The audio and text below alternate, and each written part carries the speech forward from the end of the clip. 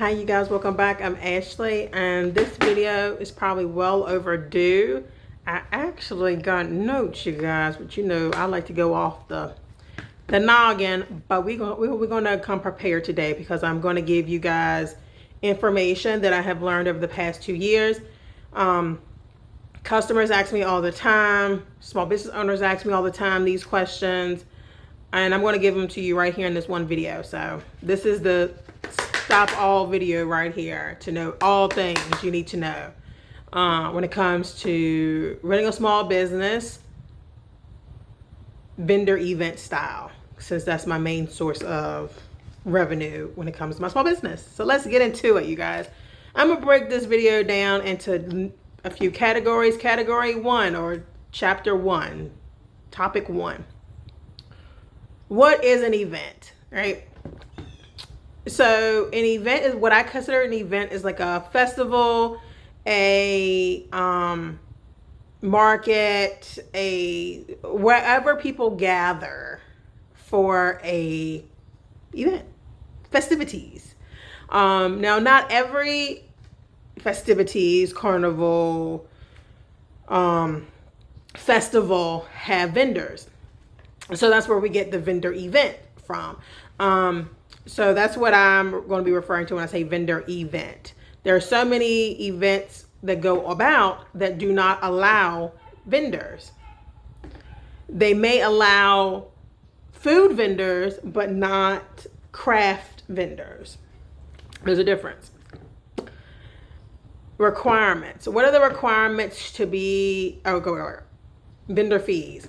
So vendor fees can go anywhere from, so vendor fees are what we have to pay, us vendors, we are considered vendors, what we have to pay the people that are organizing the event, what we have to pay them in order to secure a spot. We're going to get into size and all that stuff later, but vendor fees can vary anywhere between $0, so free, to unlimited, honestly. I mean, they can go thousands of dollars if they want to. The requirements, it depends. So like farmers markets, I have learned from farmers markets, they want more handcrafted type of product. So like flowers, soap, eggs, like bakery, vegetables, stuff that you make. So not necessarily like tumbler makers and that type of stuff. That's just been my experience when it comes to farmers markets. So that, people who make freeze-dried candy or their own hot sauce or fancy pretzels, handmade, homemade type stuff. There's other events that they don't really care as long as you have the money to pay. They don't really care. It's no specific requirement when it comes to the type of products. Now, some events require you to have a business license. Some events require you to have a business insurance, like liability insurance, things like that. So some of them may have those specific qualifications. Some events may require you to fit the theme of the event. So for example, a friend of mine just told me that he got disqualified as a vendor for a Christmas, it's like a 3 or 4 weekend Christmas event. So it's like every weekend until Christmas type of event, which would have been wonderful for him, but he got disqualified because he has a clothing company that is around astrology and that type of stuff. So that was not on brand for Christmas themed. Now, let's say, for example, he was a clothing brand that does clothing based off of the seasons. He would be perfect for that. But he had to stay true to his brand, or he chose to stay true to his brand and just take a step back from that event and do something else because he wanted to stay true to his brand and he didn't want to incorporate Christmas in his astrology brand. So a lot of them have different types of qualifications and requirements. For me as a soap maker, I typically don't get disqualified from much of anything. There are some that I disqualify myself from. Now, what you'll learn is that, with these events that allow any and everybody, there's no qualifications, just making sure that you have the money to be able to afford them. What you may learn is that pricing may disqualify you just personally. So you may decide, hey, I'm not going to make my money back selling $8 and $9 soaps. So I'm not going to do this $2,000 event.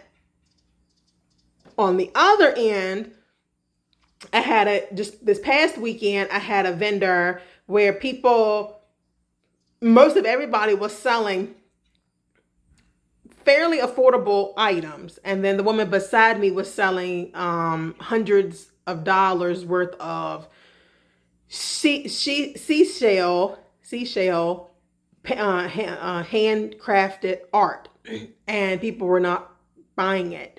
And so she felt like that was not worth it for her. She may do well at $1,000 event because her products are priced to where she sells a few, one or two, three or four paintings or art, and she would have made her money back. Do you get what I'm saying? So sometimes the requirements aren't just based off of you getting disqualified, but sometimes you may have to disqualify yourself depending on the dynamics. Booth setup. The booth setup is super important. We're going to get into that later on when we talk about layout designs, but booth setup is a huge part. So when we talk about booth setup, we're talking about tables, we're talking about tents, we're talking about displays and all of those things. How you present your products to the masses. People who don't know you, don't know your brand, how you set up. What is your logo looking like? Where is your logo at? Do people have to walk by and we like, what is that? Who is she? They cannot see your brand at all. Are you branding well? What are your color themes? What is your mission? What is your vision? What is your theme? Whatever it is. Your booth set up in general, the image that people see when they walk by, and space size of the spaces vary. But I will say that every event that I've done, the size of your space will determine how much you pay. So if you want a double booth, most of them are 10 by 10. If you want a double booth, like a 10 by 20? You would have to pay double the price. So if the vendor event fee is $50 and you want to double, you pay $100 for two booth spaces. So 10 by 20. That may work differently when we're talking about food trucks and stuff like that, because it may be a set price where they have to pay a set price regardless of it doesn't go based off of size with food vendors. So I'm mainly talking about like handcrafters, people that have a tent. It goes based off of size and how much you pay, versus food vendors that have trucks and trailers and things like that. So for example, like I'm thinking about getting a trailer and creating a soap trailer. So for me, I would get out of the tent pricing and I would go more into like the food truck probably pricing maybe, or they would have to create a pricing for me since I'm technically a crafter, but I have a trailer type of thing. Booth basics is what we're going to talk about in this next section right here. Booth basics. Now that we've gotten accepted into the vendor event, we have identified what space we want. We have met the requirements. We have an idea of the setup, and maybe even purchase some stuff, but at least research what we're going to need, because a lot of the times the applications will tell you what you're going to need, right? They're going to say that you need to have a tent, you need to have this and that. And let's get into that, right? Most of the time, tents are required, right? So tents can vary. You can buy a tent from Walmart, you can buy a tent from fancy places, Dick's Sporting Goods, all of those things, right? I borrowed my tent 2 years ago from my mom. She bought it off of this fancy dancy place. And hence it still holds up today. I can set it up by myself. I have done it. Go look at my shorts. I have set it up by myself, because when you're doing it by yourself, you have to figure it out. So I figured out how to do it by myself. Super important. Also, getting on to tints, the color can be important. Especially if you want to stay on brand, if you want to stand out, so that you don't blend in. All of those things should be taken into consideration. Also, making sure that you try out to set it up by yourself if you're going by yourself, to do these events. Tints are important. They don't just protect. They're not just. I swear, the bees love my products, you guys.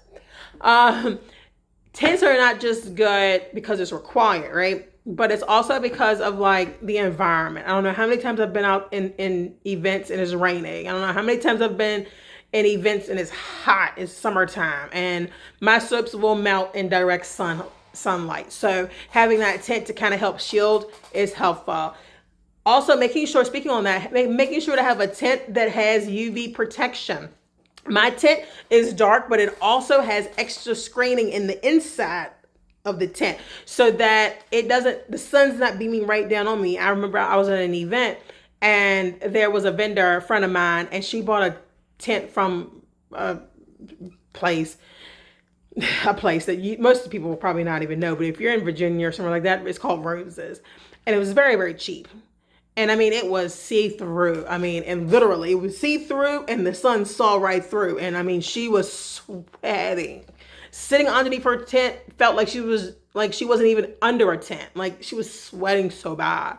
And she was selling, I think, Mary Kay or something like that. So her stuff was melting. It was pretty bad. But super important for numerous reasons. Talking about tents, walls for the tents. Now my tent did not come with a wall. I had to go to Dick's Sporting Goods and purchase sides. I purchased three sides to match the tent color, which was navy. And I purchased those, tried them out, and they worked perfectly. So thankfully, that's how that worked. I just snap them on and it works perfectly. I will also show you guys later on how to set up the tent in this video. And also how to apply the walls. Weights are super important as well. I went to, and a lot of events will require vendors to have weights. So that keeps the liability down because you don't want flyweight tents. I don't know how many events I've been to where tents have gotten damaged due to weather or tents have flown away. I mean, rolling, tumbling. You can easily tumble into somebody else's stuff, right? So it's important to have all 4 weights on my tents. I got those from Walmart. Layout designs.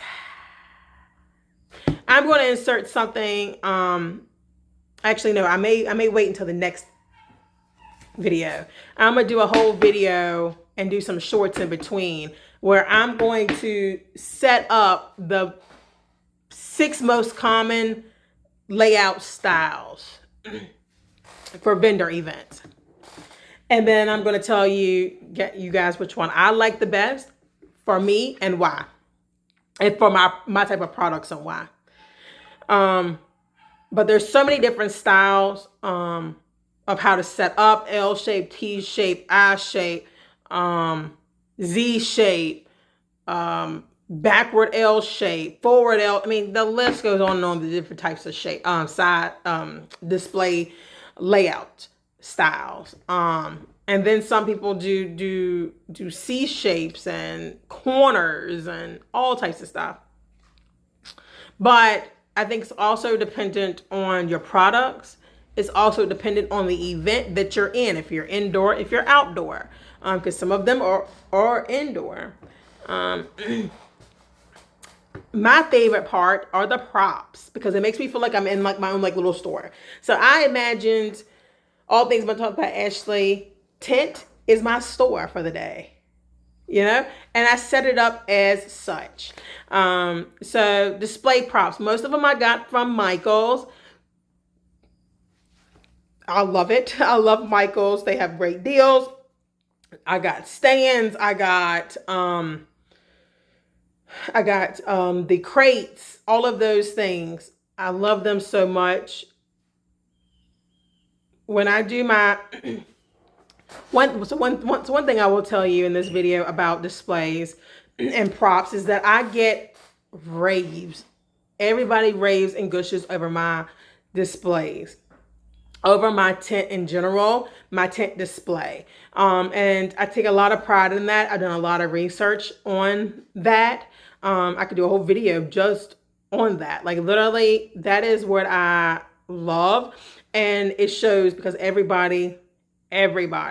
event raves about not only the smell of my tent, but also the layout and my product overall display. They love it. And so I have found a way over the years to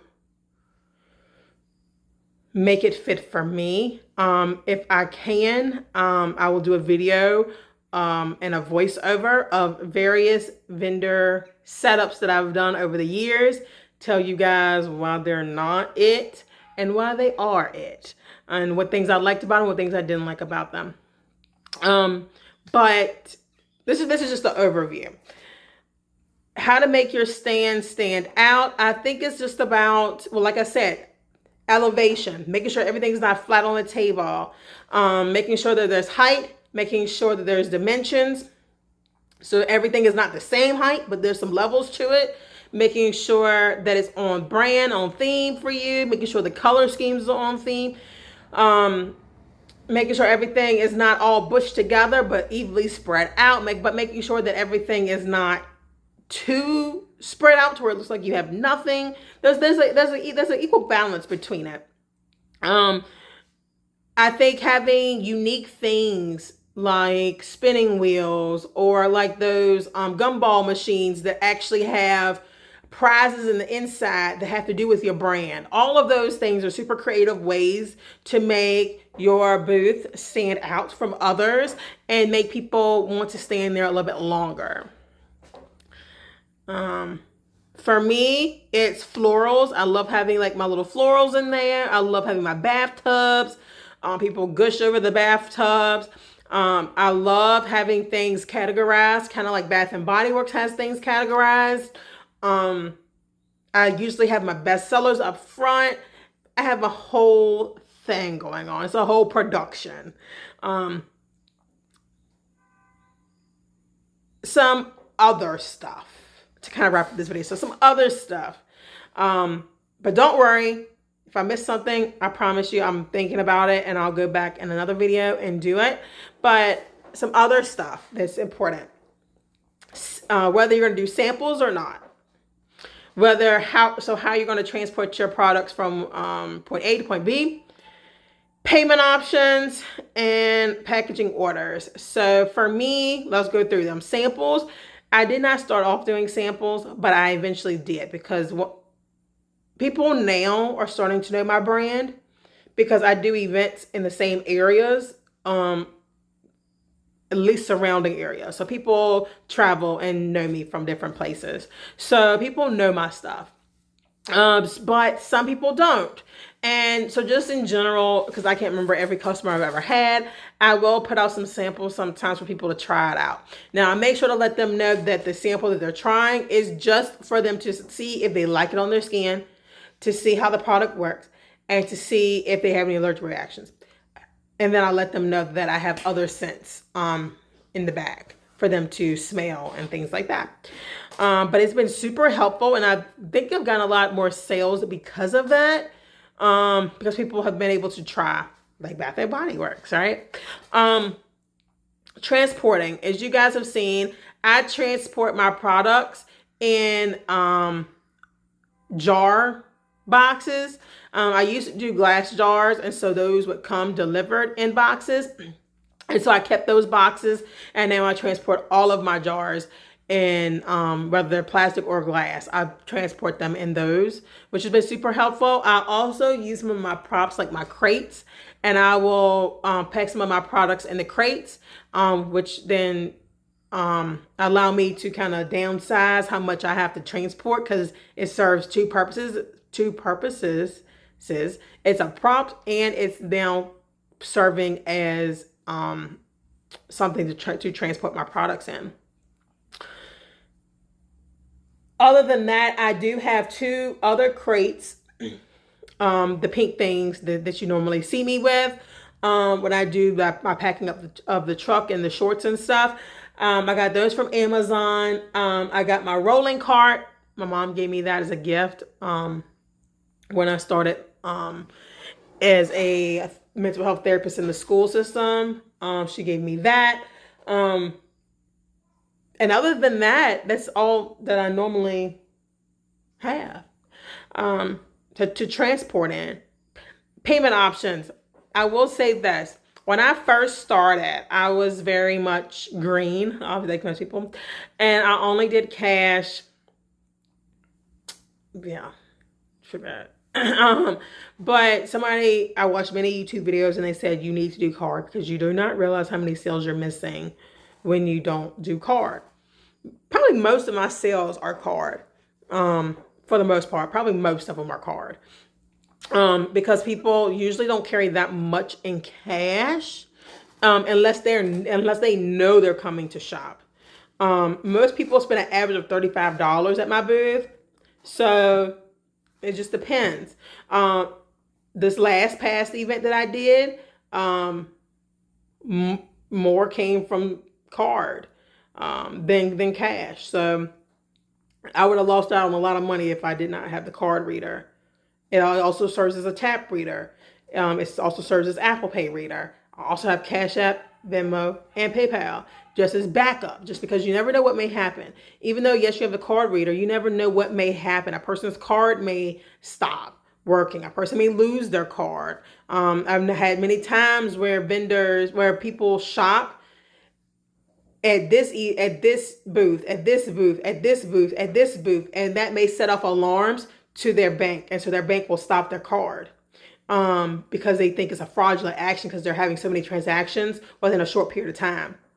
And so I've been able to salvage sales by offering Cash App, Venmo, and PayPal until they're able to, because usually I do events on the weekends, so they're not able to just call up their bank and be like, hey, what's going on with my card? Hey, it's not fraudulent.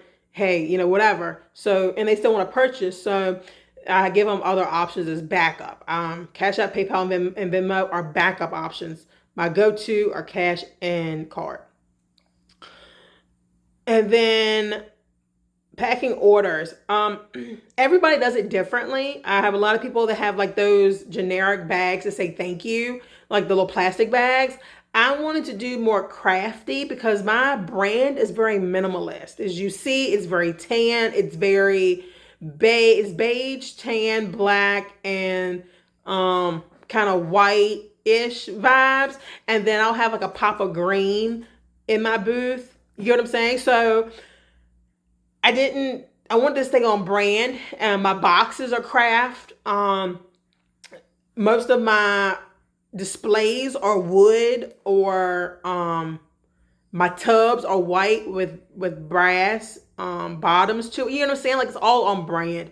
So I tried to stay with that theme, and that's why I decided to do the craft. And I also wanted something sturdy because people are going to be like, my stuff isn't like clothing. So if they drop the bag with clothing in it, it's not going to break. My stuff, it's not going to break, but it's going to make a mess. So unless you have a glass version of what I have, and some of my products I am moving towards glass, so it can break. So I really wanted to make sure I had sturdy handles, and so the craft bags with the double strapped handles work perfect for me. It's also a blank canvas, so I'm able to put my label on it. Let me show you right here. So this is what I'm talking about. Very sturdy. Here, blank canvas, so I was able to put my little logo right here. I stopped doing business cards just because they weren't benefiting me. They were not equaling out to any sales. So I decided, since I already am buying labels, since I'm already having to purchase bags, why not just do this? I got that from another vendor that I saw do this, and I was like, that makes a lot more sense, and it saves me money. So why not? And it is a walking advertisement at events. Somebody sees you with a bag while you're at an event and they're like, oh girl, what you got? And you say, oh, it's from this, because a lot of times when people are at like events, they'll be like, oh, I done forgot what that person's name was, what that brand was, because they're seeing so many people. Oh, that's All Things Mental Health by Ashley. I got some body butter and some sugar scrubs and like, oh girl, I need me some of that. Well, she right down there over here. So then when they go by my booth, they see the logo, All Things Mental Health by Ashley, and like, oh, my girlfriend just came by here and bought some stuff from you. But if it was a business card, that business card goes right in their purse. Don't nobody see it. This right here is a walking advertisement. Something I've done from the very, very beginning are prayer cards. I've done this from the very, very beginning. I will always do them. Literally my first event ever, I put one of these in the boxes at the time and baskets that I was doing. I just put one random one in each bag, and there you go. People they don't expect it, but I have learned that they love it. So super excited about that. It's super important tips to do. Super important to try out your layout and your tent, all of that stuff before the vendor event. It's also important to be mindful of staying on brand and giving yourself some grace, you guys. That's the, Sunday reset of this week as I'm filming. But give yourself some grace. You will get to these events and you will see other vendors and you'll be able to absorb. Take in what they do. If it applies, if it doesn't, let it fly. But there are some things that I think that you could definitely learn by just going and looking at other vendors, because there are things that I had no idea that I would even need. I saw something last weekend that I didn't even know I needed, and now I just purchased it off of Amazon. It is a stand for me to put my phone on, so all I have to do is type, and I don't have to worry about losing my phone, because when you're moving from this side of the table to this side of the table, you leave your phone. And this actually is a stand that holds my phone on the table so that I can do transactions easily, and it stays there and I don't have to worry about where my phone is. It's on the stand. So it's just super cool things that you're learning even after 2 years, 5 years, 6 years, you're still learning. And I hope this video wasn't too long. I tried to give you the overview of all things you need to know about vendor events based off of what I know. But do not worry, I'm going to be doing another video on setting up my tent, showing you guys how I set up my tent, show you guys the weights I'm talking about. I'm going to show you guys the sides, how I put the sides on, and I'm going to show you the 6 most common layouts that people use. And I'm going to do another video going through the layouts that I have done over the past 2 years, critiquing myself, because I have no problem with that, critiquing myself on some table displays that I've done, some layouts and things like that, things I've liked, things I don't like, all the way up until now. So my first vendor event, all the way up until now, I'm going to pick a certain amount of pictures to do a review of and let you guys see for yourselves. So thank you guys for watching. I hope you guys enjoyed. Please like and subscribe. At this time, I have 150 subscribers. Thank you guys so very much. Let's run those numbers up. Please like and subscribe. Share with all your small business friends and anybody who's thinking about starting a small business, because this video right here, super helpful. Also, go back and check out all the other videos I did about LLCs, props from Michaels, the whole works, you guys. I have it all on this channel. And if I don't, please leave it in the comments below what you want to see me talk about, because more than likely I've been through it, I've gone through it, or I have friends in different areas of small businesses that they have gone through it themselves. So please use me as a wealth of knowledge. I'm not a small business owner that doesn't like to share my wealth of knowledge. I have no problem doing that. Thank you guys. I'll see you guys later. Bye.